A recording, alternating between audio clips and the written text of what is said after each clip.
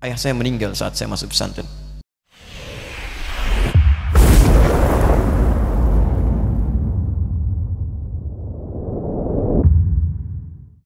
Dan baiknya saya rasakan luar biasa.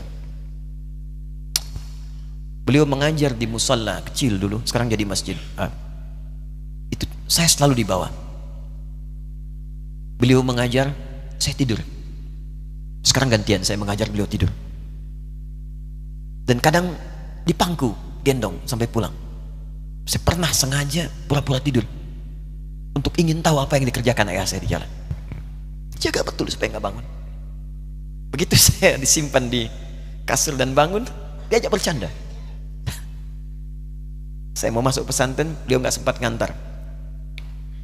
Saya bertemu, beliau menangis, peluk saya, minta maaf, nggak bisa ngantar ke pesantren. Saya belum mengerti apapun saat itu. Saya bertekad, insya Allah saya belajar dengan sungguh-sungguh. Sepekan 2 pekan saya dapat panggilan pulang. Saya tanya pada kakak saya yang ikut, sekarang ada di sini, di mana ayah? Beliau nggak jawab. Sampai di Bandung, paman saya, beliau sekarang Sekom MUI Jawa Barat, langsung menyampaikan, nampaknya nggak akan terkejar sampai sana, mungkin sudah dimakamkan. Saya ngerti, paham saat itu bahwa beliau telah wafat. Maka saya pulang. Maghrib saya sampai, saya dapati ibu di ruangan tengah. Saya datangi, saya menahan tangis, tidak menangis sedikit pun untuk membahagiakan ibu saya.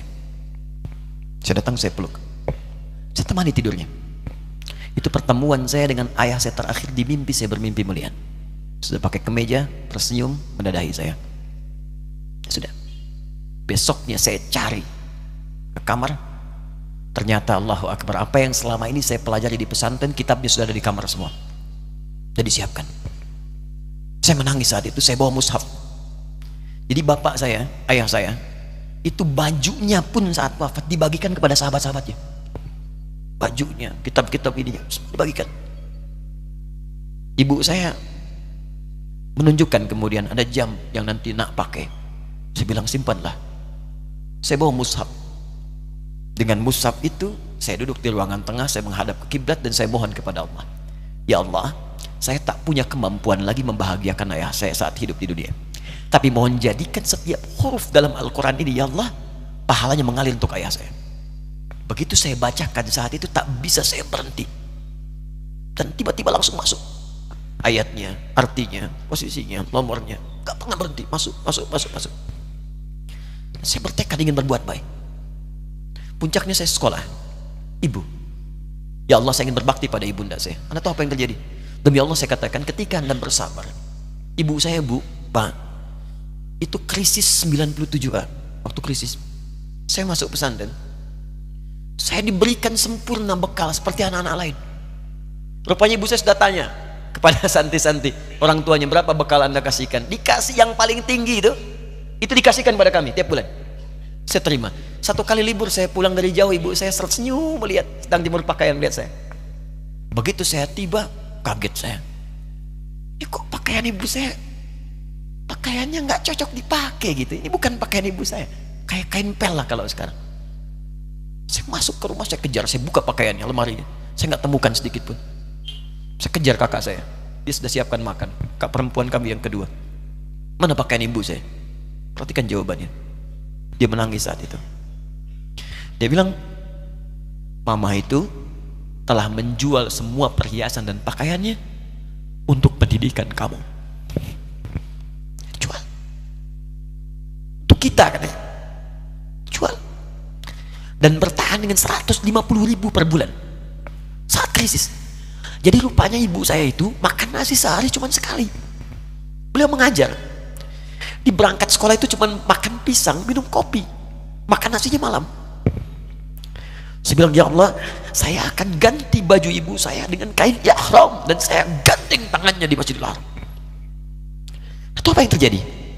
Begitu saya kuliah di Libya, alhamdulillah, saya berangkat, saya mulai mengajar, saya serius belajar. Saat itu kemudian Allah mulai berikan jalan. Saya ingin sungguh-sungguh. Malam saya bangun, saya sholat, saya belajar, saya menghafal Quran, saya belajar riwayat Quran. Sampai puncaknya tiba. Saya ditugaskan pemerintah Indonesia saat itu untuk jadi petugas haji di Mekah. Saya telepon ibu saya.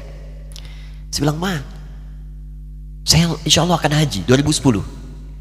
Saya telepon Februari saat itu. Saya dengar suara, terbayang wajahnya indah, senyuman, bahagia. Alhamdulillah, nak. Kapan berangkat? Tahun ini insya Allah. Saya bilang, dan saya tidak akan pernah berangkat kecuali mama pun akan berangkat. Terdengar nada pesimis tapi senyum. Dari mana katanya? Allah akan kasih, saya bilang. Saya sedang bekerja berusaha karena Allah. Mustahil Allah akan sia-siakan kita. Berapa butuhnya? Porsinya 25 juta. Kapan harus ada? Bulan Juni. Ya, jadi dari Februari ke Juni itu. Ya, Juli bukan Juni, Juli. Ya, jadi saya masih ingat tuh bulan 7 5 bulan tuh. Saya ibu, Pak, nabung saya. Saya beli tabungan, saya niatkan untuk ibu saya haji. Bulan Juli masih setor 25 juta. Jadi semua tabungan masukin situ. Ada yang ngajar ngasih, masukin situ. Masukin semua.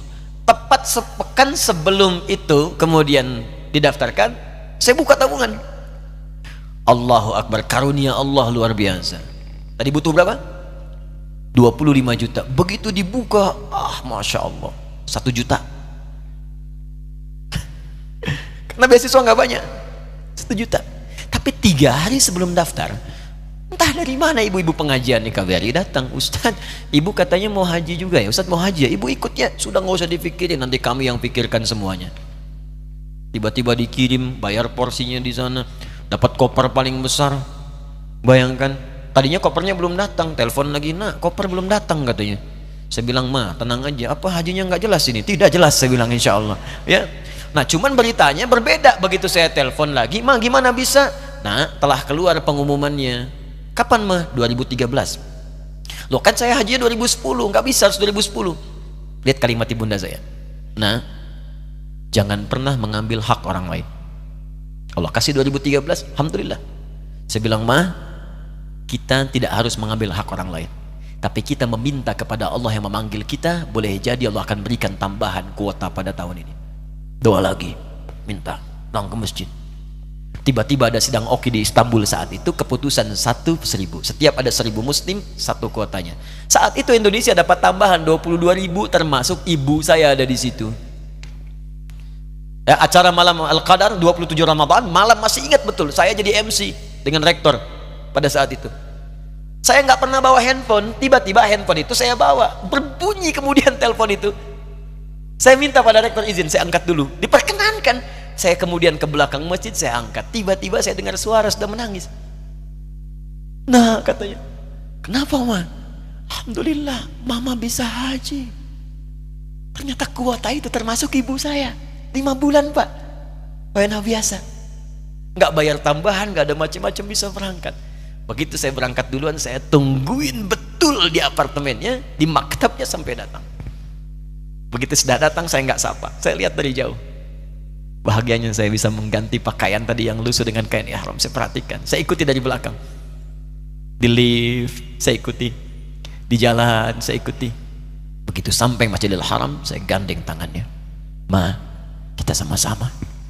Labbaik Allahumma labbaik. Labbaik la syarika laka labbaik.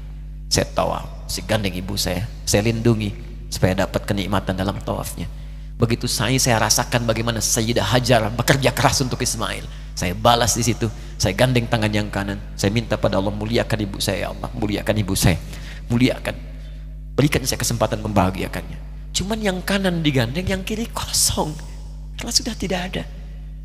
Di ketika Anda belajar pun untuk menjadi ulama, Allah akan muliakan Anda. Orang tua Anda akan dapat bagiannya. Yang hafal Quran itu Musa, yang bisa haji bapak ibunya. Kemarin saya jadi Amirul Hajj dari kedutaan Saudi berangkat, membawa 350 orang rombongan. Siapa yang saya bawa? Ahli Quran, yang hafal Quran anak-anaknya. Ahmad Kamil yang haji, pengajarnya, murabbinya, ibunya, temannya, banyak yang berangkat. Yang berangkat siapa? Calon ulama. Dijadi ulama itu jangankan sudah jadi, kalau benar caranya, baru bergerak pun Allah pasti akan jaga. Kalau benar caranya. Di satu pertanyaan tadi, pilih mana orang soleh atau ulama? Jangan pisahkan. Karena jadi ulama itu adalah tingkat tertinggi bagian dari orang saleh.